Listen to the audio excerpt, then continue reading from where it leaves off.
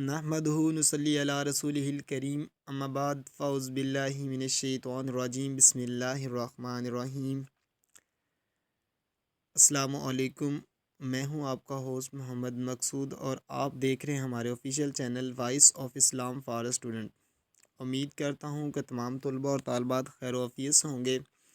تو اسٹوڈنٹ، تعارف حدیث والا ٹاپک ہمارا کنٹینیو ہے۔ اس میں کویسچن نمبر 3 آج ہمارے پاس ہے۔ پہلے 2 کویسچن ہم نے کمپلیٹ کر لیے ہیں، جس میں حدیث کے لغوی معنی، اصطلاحی معنی، اور دوسرا کویسچن تھا حدیث کی ضرورت اور اہمیت، اور آج ہمارے پاس ہے تیسرا لانگ کویسچن، حجیت حدیث پر نوٹ لکھیں۔ یہ کویسچن جو ہے یہ بی ایس اسلامیات کے تمام تر طلباء و طالبات کے لیے، وہ جو کسی بھی یونیورسٹی سے بی ایس اسلامیات کر رہے ہیں۔ تو اسٹوڈنٹ چلیے بڑھتے ہیں اپنے کویسچن کی طرف۔ حجیت حدیث پر تفصیلی نوٹ لکھیں۔ اس کے جواب کی طرف بڑھنے سے پہلے ہمیں لفظ حجیت کے لغوی اور اصطلاحی معنی کے بارے میں پتہ ہونا چاہیے۔ اگر ہم اس لفظ کی پہچان کر لیتے ہیں تو اس سے آگے جو اس کا جواب ہے اس کو سمجھنے میں ہمارے لیے آسانی ہوگی۔ حجیت کے معنی ہوتا ہے مقام، مرتبہ، قدر و منزلت۔ حدیث کے معنی یعنی کہ حدیث کا جو مقام اور قدر و منزلت ہے اس کے بارے میں اس نے ہم سے پوچھا ہے کہ اس پر آپ تفصیلی نوٹ لکھیں۔ تو چلیے اب بڑھتے ہیں اس کے جواب کی طرف۔ حجیت حدیث و سنت۔ قرآن کریم میں اللہ رب العزت نے بہت سے مقامات پر رسول اکرم صلی اللہ علیہ وسلم کی اطاعت کا حکم دیا ہے، جس سے حجیت حدیث جو ہے وہ اس کی اہمیت کا اندازہ لگایا جا سکتا ہے۔ اسی طرح قرآن کریم میں رسول اکرم صلی اللہ علیہ وآلہ وصحبہ وبارک وسلم کی مخالفت کرنے پر بھی اللہ رب العزت نے سخت وعید سنائی ہے۔ قرآن کریم کی کئی ایسی آیات مبارکہ ہیں جن سے احادیث کی حجیت جو ہے وہ معلوم ہے۔ ان میں سے کچھ آیات کی جو ہم نے ہیڈنگ بنائی ہے، ہیڈنگ بنا کر ہم اس کی جو تفصیل ہے وہ آپ سے شیئر کریں گے۔ تو اس کے تفصیل کی طرف بڑھتے ہیں۔ ہمارے پاس پہلی ہیڈنگ ہے رسول اللہ صلی اللہ علیہ وسلم کی اطاعت کا حکم۔ قرآن کریم کی آیات میں اللہ رب العزت کی اطاعت کے ساتھ ساتھ رسول اکرم صلی اللہ علیہ وآلہ وصحبہ وبارک وسلم کی اطاعت کا بھی حکم دیا گیا ہے، جس طرح کہ اللہ رب العزت نے قرآن مجید میں سورۃ النساء کی آیت نمبر 59 میں ارشاد فرمایا، ترجمہ: اے ایمان والو، حکم مانو اللہ کا اور حکم مانو رسول صلی اللہ علیہ وسلم کا اور حاکموں کا جو تم میں سے ہر ایک پر، پھر اگر جھگڑا پڑو کسی چیز میں تو اس کو رجوع کرو صرف اللہ اور اس کے رسول صلی اللہ علیہ وسلم کی طرف۔ تو اس قرآنی آیت سے ہمیں معلوم ہوتا ہے کہ اللہ رب العزت نے جہاں پر اپنی اطاعت کا حکم دیا ہے وہاں پر رسول اللہ صلی اللہ علیہ وسلم کی اطاعت کا بھی حکم دیا ہے، یعنی کہ رسول اللہ صلی اللہ علیہ وسلم کی اطاعت کو مقدم قرار دیا ہے۔ اس کے بغیر جو ہے وہ زندگی اور اسلام نامکمل ہے، اور اس بنیاد پر ہی ایک انسان جو ہے وہ مسلمان کہلانے کا حقدار ہے کہ وہ رسول اللہ صلی اللہ علیہ وسلم پر ایمان لائے اور اس کے بعد اس کی اطاعت کرے۔ تو دوسری ہیڈنگ ہے ہمارے پاس رسول اللہ صلی اللہ علیہ وسلم کی اطاعت اللہ کی ہی اطاعت ہے۔ قرآن کریم میں اطاعت رسول کی جو حقیقت ہے اس کو اس طرح واضح کیا گیا ہے۔ اللہ رب العزت نے سورۃ النساء آیت نمبر 80 میں ارشاد فرمایا، من یطیع الرسول فقد اطاع اللہ، پس تحقیق جس نے رسول اللہ صلی اللہ علیہ وسلم کی اطاعت کی گویا اس نے اللہ رب العزت کی اطاعت کی۔ اس آیت مبارکہ سے ہمیں رسول اللہ صلی اللہ علیہ وآلہ وصحبہ وسلم کی اطاعت کو اللہ کی اطاعت قرار دیا گیا ہے۔ اس آیت سے حجیت حدیث معلوم ہوتی ہے کہ حدیث کے احکام اخلاقیات پر عمل پیرا ہونا ایسی ہے جیسے کہ اللہ رب العزت کے احکامات پر عمل پیرا کرنا ہے، اور اعتقادات کو اختیار کرنا بھی نہایت ضروری ہے، اور یہ اطاعت الہی کی پہلی شرط ہے۔ تو اس سے اگلا پوائنٹ ہے ہمارے پاس حدیث وحی ہے۔ حدیث بھی وحی ہے لیکن قرآن کریم اور حدیث میں فرق ہے۔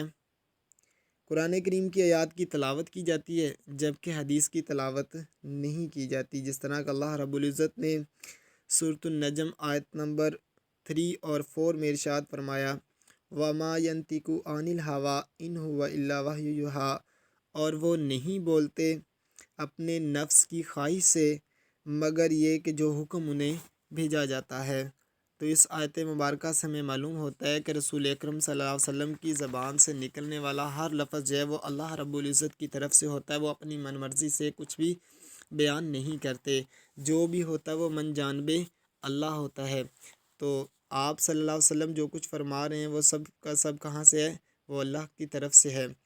وحی کی بہت سی اقسام ہیں، ان میں سے ایک قسم یہ بھی ہے جس کے معنی ہیں اور الفاظ سب حق تعالیٰ کی طرف سے ہوتے ہیں، جسے ہم حدیث قدسی بھی کہتے ہیں، جس کا نام قرآن مجید ہے۔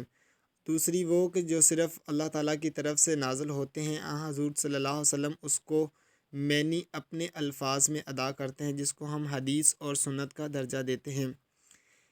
تو اس سے بھی ہمیں معلوم ہوا کہ حدیث کی حجیت جو ہے وہ جتنی بھی ہے وہ ساری کی ساری اللہ رب العزت کی طرف سے ہے۔ حجیت حدیث کا یقین ایمان کا حصہ ہے۔ یہ چوتھی ہیڈنگ ہے ہمارے پاس، حجیت حدیث ایمان کا حصہ ہے۔ معاشرے میں اختلافات کا پیدا ہونا ایک فطرتی عمل ہے۔ ان اختلافات کے حل کے لیے حدیث و سنت کی طرف رجوع کرنے کا حکم دیا گیا ہے۔ اس کو ایمان کی تکمیل کے لیے ضروری قرار دیا گیا ہے، اور ارشاد باری تعالیٰ ہے سورۃ النساء آیت نمبر 65 میں اللہ رب العزت نے ارشاد فرمایا، ترجمہ: قسم ہے تیرے رب کی، وہ مومن نہ ہوں گے یہاں تک کہ تجھ کو ہی منصف جانے اس جھگڑے میں جو ان کے درمیان پیدا ہوا، پھر نہ پائیں اپنے دل میں تنگی تیرے فیصلے سے اور خوشی سے اسے قبول کریں۔ حضور صلی اللہ علیہ وسلم حاکم ہونے کے ساتھ ساتھ معصوم بھی ہیں، یعنی کہ گناہوں سے پاک ہیں، رحمت للعالمین بھی ہیں، یعنی کہ مہربان ہیں، رحمت کرنے والے ہیں، امت کے شفیق و مہربان باپ کی مانند ہیں۔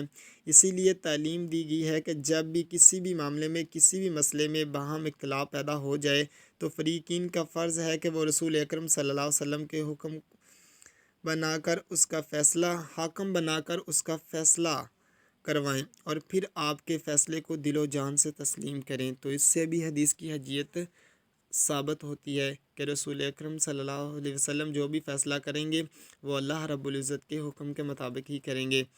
اسی طرح ہمارے پاس پانچویں ہیڈنگ ہے، اللہ اور اس کے رسول صلی اللہ علیہ وسلم کا فیصلہ حتمی ہے۔ احکام قرآنی سے معلوم ہوتا ہے کہ اللہ اور اس کے رسول صلی اللہ علیہ وسلم کی اطاعت ضروری ہے، اور ان کی نافرمانی انسان کو گمراہی تک پہنچا دیتی ہے۔ سورۃ الاحزاب میں اللہ رب العزت نے ارشاد فرمایا آیت نمبر 36 میں کہ جب اللہ اور اس کے رسول صلی اللہ علیہ وسلم کسی معاملے میں فیصلہ کر دیں تو مومن اور مومنہ عورت کا اس معاملے میں اختیار باقی نہیں رہتا، اور جس نے اللہ اور اس کے رسول کی نافرمانی کی گویا وہ واضح گمراہی میں پڑ گیا۔ اس آیت مبارکہ سے حجیت حدیث واضح ہوتی ہے کہ اللہ اور اس کے رسول صلی اللہ علیہ وسلم کے فیصلے کو ہی اختیار کرنا چاہیے۔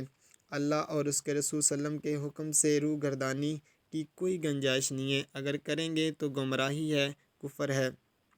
اسی طرح ہمارے پاس لاسٹ والا پورشن ہے، حدیث قرآن کی تفسیر ہے۔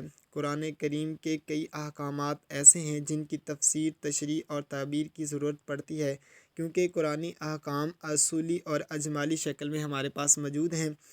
اس اجمال کی تفسیر اور تشریح کے لیے ہمیں حدیث کی طرف رجوع کرنا پڑتا ہے، کیونکہ رسول اللہ صلی اللہ علیہ وسلم کی حیثیت ایک مفسر کی اور ایک معلم قرآن کی سی ہے۔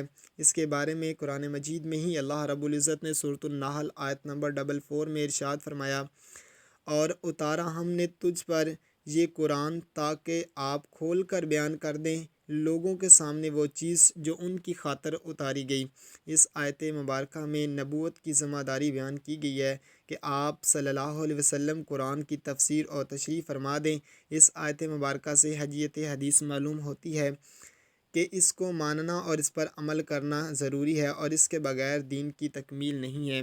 الغرض اسلام جتنے کا جتنا ہے وہ سارے کا سارا رسول اللہ صلی اللہ علیہ وسلم کی عملی زندگی پر منحصر ہے اور آپ کی قولی زندگی پر منحصر ہے، اور اس پر عمل کیے بغیر نہ تو انسان مسلمان کہلا سکتا ہے اور نہ ہی اللہ کی خوشنودگی کو حاصل کر سکتا ہے۔